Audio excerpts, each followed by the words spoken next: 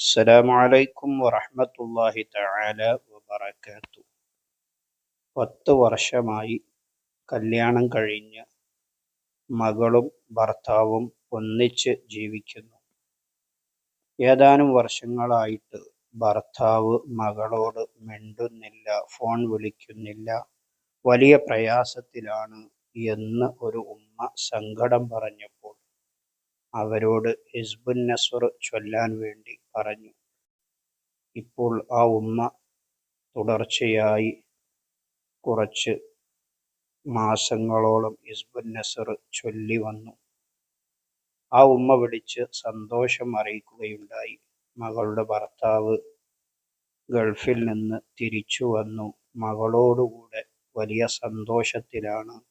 അവർ രണ്ടുപേരും ഒന്നിച്ച് പല സ്ഥലങ്ങളിലേക്കും ഇപ്പോൾ യാത്ര ചെയ്യുന്നു, ടൂർ പോയിരിക്കുന്നു എന്നൊക്കെയുള്ള സന്തോഷ വാർത്ത ആ ഉമ്മ അറിയിക്കുകയുണ്ടായി.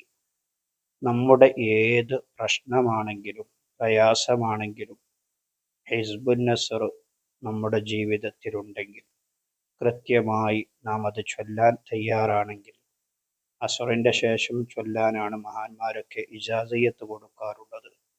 ആ ഉമ്മ എന്നോട് പറഞ്ഞപ്പോഴും അസ്റിന് ശേഷം ചൊല്ലാൻ വേണ്ടിയാണ് ഞാൻ പറഞ്ഞിരുന്നെങ്കിലും ആ ഉമ്മാക്ക് അസ്റിന് ശേഷം സൗകര്യപ്പെടാത്തത് കൊണ്ട് തഹജ്ജുദ് നിസ്കരിച്ചിട്ട് അവിടെ ഇരുന്ന് ഹിസ്ബുൻ നസ്ർ ചൊല്ലി ആത്മാർത്ഥമായി തൻ്റെ മകളുടെ വിഷമം അള്ളാഹുവിനോട് പറഞ്ഞ് ദുആ ചെയ്തപ്പോൾ അവർക്ക് അതിൽ വലിയ വിജയം കൈവരിക്കാൻ കഴിഞ്ഞു.